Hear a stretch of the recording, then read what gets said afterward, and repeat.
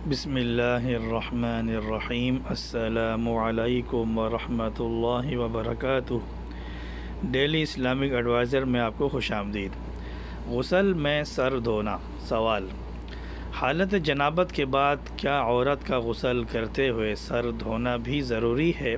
جواب: عورت کو صرف اس قدر اجازت ہے کہ اس کے بال اگر بندھے ہوئے ہوں تو ان کا کھولنا اور تمام بالوں کا تر کرنا ضروری نہیں، بلکہ بالوں کی جڑوں میں پانی پہنچا دینا کافی ہے، اور اگر بال کھلے ہوئے ہیں تو تمام بالوں کا تر کرنا ضروری ہے۔ ام سلمہ رضی اللہ عنہا سے روایت ہے، وہ فرماتی ہیں کہ میں نے کہا، یا رسول اللہ صلی اللہ علیہ وسلم، میں ایسی عورت ہوں کہ اپنے سر کے بال کا جوڑا بناتی ہوں، کیا غسل جنابت کے لیے اسے میں کھول لوں؟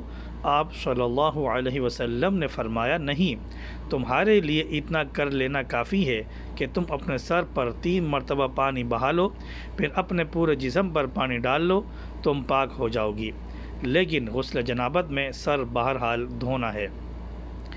امید ہے آپ کو ہماری یہ ویڈیو پسند آئی ہوگی۔ پسند آنے پر ہماری ویڈیو کو لائک کریں، اپنے دوستوں کے ساتھ اس کو شیئر کریں اور ہمارے چینل کو سبسکرائب کریں۔ السلام علیکم ورحمۃ اللہ وبرکاتہ۔